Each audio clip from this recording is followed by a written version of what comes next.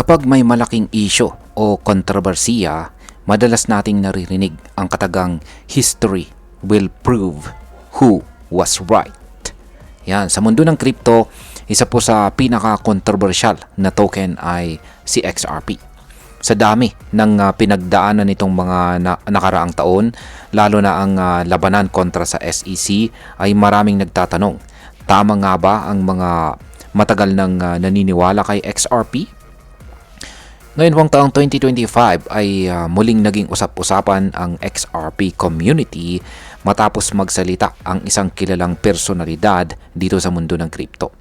Ayon sa kanya, ang mga XRP holders ay karapat-dapat na umunlad dahil sila daw ang mga taong hindi natatakot magsabi ng totoo. Kahit pa iba ang sinasabi ng buong crypto market. Pero bakit nga ba? Kaya yan po ang siyang ating pag-uusapan sa video na ito. Pero bago po tayo magpatuloy ay pakibasa na lamang po muna ang disclaimer dito sa ibaba ng ating screen. Yan, sino nga ba ang nagsabing karapat dapat tayong umunlad bilang XRP holders? Ayan, ang nagsalita ay walang iba kundi si Ginoong Eduardo Farina, isang kilalang XRP community member at siya rin po ang founder ng Alpha Lions Academy. At maliban po dyan ay siya na rin ang head ng social adoption para kay XRP Healthcare. Sa kanyang isang post kamakailan ay sinabi niya na ang mga XRP holders ay palaging tumatayo para sa katotohanan. Kahit na mukhang imposible o hindi kapani-paniwala ang kanilang mga paniniwala. Ayon sa kanya, sa kabila ng mga negatibong balita at matagal na tagtuyot sa presyo, nanatili ang tapang ng community. Ano po ang mga isyong pinatunayan ng XRP community na sila ang tama? Isa po sa pinaka-sentro ng usapan ay ang matagal na kaso ni Ripple laban sa SEC na nagsimula pa nitong nakalipas na December 2020. Ilang taon itong naging balakid para sa paggalaw ng presyo ni XRP na halos hindi makalagpas sa presyong 0.50. Pero kahit na mabagal ang takbo ng presyo, tuloy po ang laban ng mga XRP supporters. Sabi nila noon pa, hindi security si XRP. At noong July 2023, pinatunayan ito ng korte sa pamamagitan ng ruling ni Judge Analisa Torres. Isang napakalaki po itong panalo para sa community. Bukod pa dyan, sinabi rin noon ng ilang taga-suporta na si Ripple ay hindi lang basta crypto company.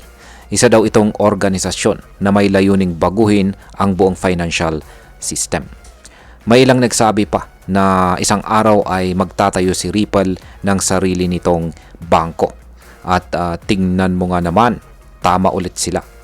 Kamakailan lamang ay kinumpirma po ni Ginoong Brad Garlinghouse, ang CEO ng Ripple, na nag-submit po sila ng application para sa isang US banking license sa pamamagitan po ng kanilang subsidiary kung saan ay ang Standard Custody.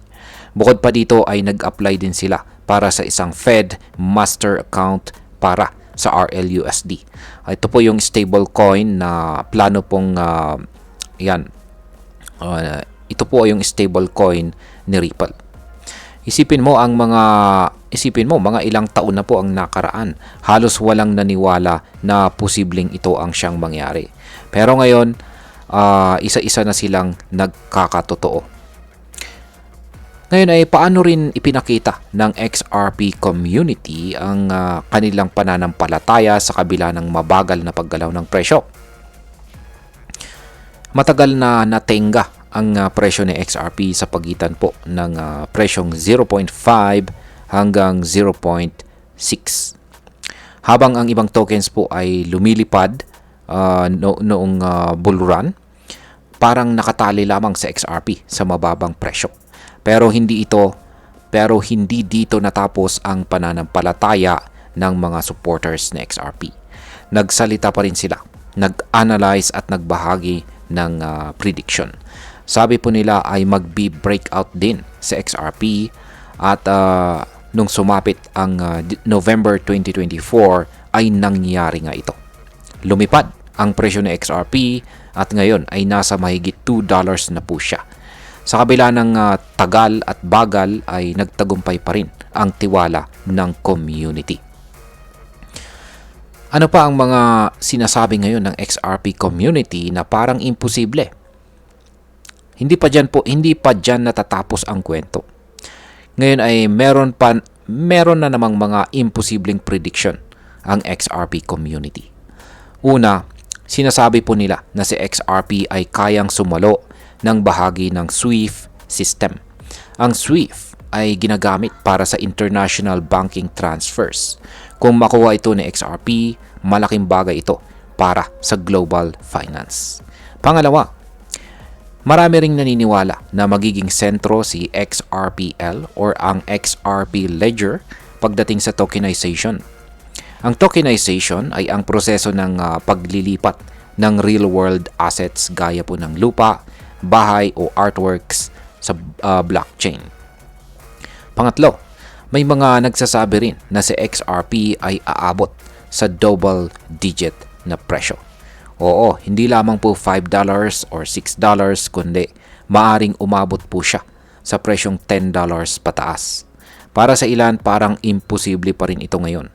Pero gaya po ng ibang prediction nila noon, sino ang makakapagsabi? Ngayon ay pag-usapan na po natin ang posibleng epekto nito para sa atin bilang mga Pinoy crypto investors at saka traders. Para sa atin bilang mga Pinoy ay napakahalaga po ng mga ganitong kwento. At bakit? Dahil pinapakita po nito na hindi lang importante ang hype o ang mabilis na pump, kundi ang tunay na halaga at direksyon ng isang project. Kung ikaw po ay matagal ng may XRP holdings, baka isa ka sa mga taong tinutukoy ni Ginoong Farina. Mga taong matyaga, matapang at saka may paninindigan. Ang tagumpay po ng community ay tagumpay mo rin. At kung bago ka pa lamang sa crypto, magandang aral ito. Hindi lahat ng mabagal ay pangit. Minsan, ang mga project may tunay na layunin ay tahimik lang sa umpisa. Pero sumasabog din pagdating ng tamang panahon. At bilang panghuli, ang masasabi ko naman tungkol dito ay para sa akin, ang XRP community ay isang malinaw na halimbawa ng faith with facts. Hindi sila basta umaasa sa haka-haka. May datos, may analysis, at higit po sa lahat ay may prinsipyo po silang pinaninindigan. Sa XRP ay hindi lamang po basta-basta token. Isa po siyang simbolo ng matagal na pakikibaka laban sa maling pagtrato sa crypto industry. At ngayon ay unti-unti na po siyang binibigyang hustisya. Kaya kung ikaw ay isa sa mga matagal nang naghintay, huwag kang bibitaw. At kung ikaw ay nagmamasid pa lamang, baka ito na ang tamang panahon para kilalanin si XRP, ang token na hindi lang lumalaban kundi nagwawagi. At ayan, hanggang dito na lamang po tayo sa video na ito mga ka-crypto. Marami pong salamat sa panonood. Ingat po tayo lagi at God bless po sa ating lahat.